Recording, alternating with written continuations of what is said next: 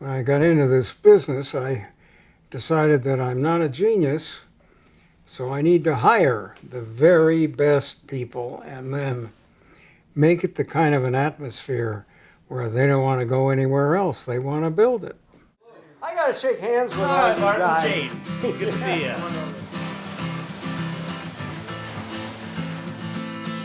Barclay would rather have a janitor who was doing a brilliant job, sweeping the floors and taking care of the plant, than a PhD who just never lived up to the potential that that person was hired for. How are you, Joe? Good. I had to look busy. They told me you were coming. I had only been at the company a month, and we were having a Christmas party. This man walks in, and I'll never forget, he had these corduroy pants on. And one leg was yellow in the front and green in the back, and the other leg was red in the front and blue in the back. And he walks up to me and he says, "Hi, Karen, I'm Barclay Simpson. I understand you're our new engineer. How do you like the company so far?" It's the only time you'll ever get me with a necktie, except when I'm back in New York. I was just amazed that he even knew who I was. I'd been at the company a month. When you look at Barclay Simpson, he's an amazing American success story. He was a pilot. He started his own business. He grew that business to something that I think even he would say was not something he had envisioned. Bark's father, many years ago, started the Simpson business in Oakland, and they did a variety of different things. And we made money, but we didn't have anything that you could build a brand name with. And then one Sunday night, my doorbell rang, and it was a fellow says, "I'm the brother of your friend here next door." And he says, "I understand you have a punch press." Well, this guy said, "I've got this new method that I've developed of putting together the roof structures for commercial and industrial buildings. Can you make a connector for the ends of the 2x4s that hold the 4x8 sheets of plywood?" And I said, "Sure." Bark had never made that part before, and I'm not sure he knew exactly how he was going to do it, but he knew he was going to do it. So he brought the idea back and maybe a drawing back to the plant. I talked to our plant foreman and decided we could make that thing on the new press, and we can do it for 10 cents a piece. And that was a $2,500 order, which is a big order at that time, because it was an engineered product and a tested product. It sounded like it was something where you could build a brand name. And so from that, we developed some of our first joist hangers. Barclay's saying has always been, "I'm the first Simpson salesperson." And that customer focus has been built within this company over the last 57 years. Barclay's always been sales-oriented, and for him, being a salesman is a high honor. For Barclay, it's always been the case. So, you need to sell something to make something. From the company standpoint, how that's fit together is that we have a strong sales ethic. None of us has a job without a customer, and never forget that. If these products that you specify don't do what they're supposed to, your reputation goes down the tubes. You build that trust over a period of years, and it took us years to get there. In our early days, you'd see Barclay walking the production floor, and he would pick up parts and he would look at them and make sure that they weren't too sharp, that they weren't too oily.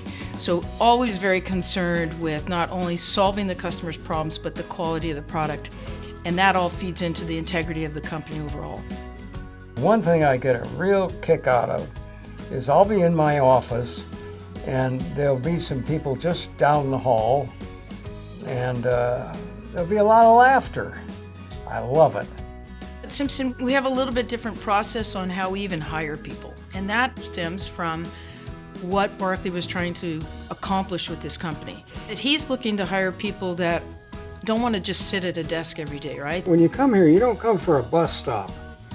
This is a career. We've hired a lot of people over the years who might not have had the same opportunity in other companies, but they're just terrific and they've done a brilliant job for us. And they have been supported by us, but at the same time they've really supported the company because they appreciated the chance to do well. Oh, that's also a fundamental part of the company.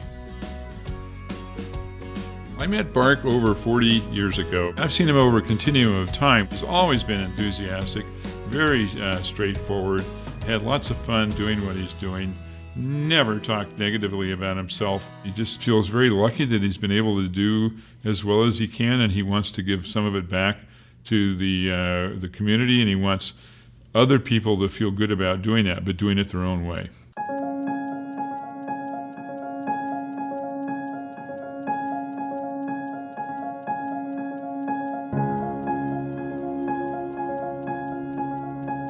He talks to a lot of the employees about what is it you can do in your daily life to help give something back to the community. I decided that we are not doing the job of educating our inner city kids that we need to do. And I heard about an outfit called Girls Inc., and they are doing all kinds of things in the schools.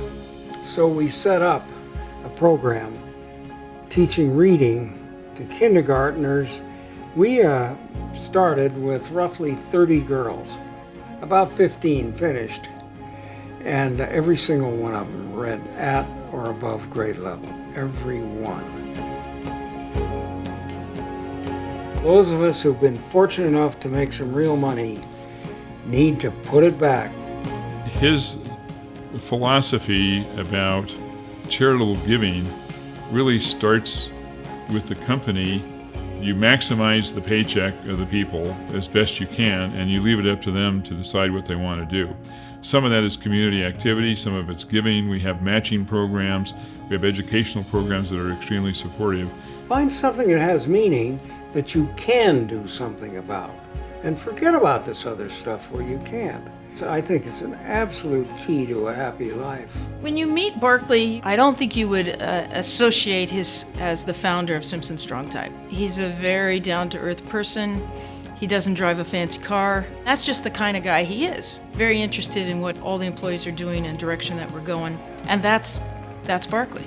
That's his culture. That's the culture he's really ingrained into this company is no one person can do this. It's all about us working together and doing it. So no one person is more important than anybody else.